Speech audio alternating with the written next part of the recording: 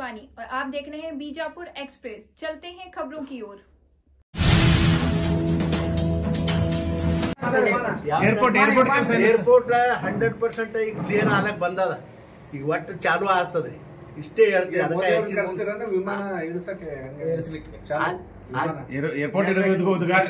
ಉದ್ಘಾಟನೆ ನಾವೇ ಮಾಡ್ತೇವ್ರಿ, ಮಂತ್ರಿ ಕರ್ಕೊಂಡ್ ಬರ್ತೀನಿ. ಒಳ್ಳೆ ಕತೆ ಇತ್ತಲ್ಲ, ಇಟ್ಟೆಲ್ಲ ಮಾಡಿ ಹಂಗ್ ಬಿಡುದು.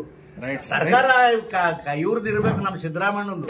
ಬಟ್ ಅದಕ್ಕೆ ಚಾಲನೆ ಕೊಟ್ಟವ್ರು ನಾವ್ ಅದೇವ್ರು, ರೊಕ್ಕ ಕೊಟ್ಟವ್ರು ನಾವ್ ಅದೇವ್. ನಮ್ ಮಂತ್ರಿ ಕರ್ಕೊಂಡ್ ಬರ್ತೇವ್ರಿ ಶಾರ್ಟ್ಲಿ 1.5-2 ತಿಂಗಳ ಒಳಗಾಗ ಸುಪ್ರೀಂ ಕೋರ್ಟ್ ಒಳಗೆ ಕೇಸ್ ಪೆಂಡಿಂಗ್.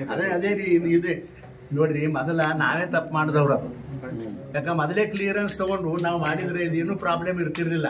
ಆ ಕ್ಲಿಯರೆನ್ಸ್ ತಗೊಳ್ಳಾರ್ದೆ ಜಲ್ದಿ ಆಲಿ ಅಂತ ಹೇಳಿ ಜಲ್ದಿ ಮಾಡ್ಲಕ್ ಹೋಗಿ ಸಿಗಾಕೊಂಡಿದ್ದೇವ್ ನೋಡ್ರಿ. ಇಷ್ಟೇ, ಬೇರೆ ಇಲ್ಲ.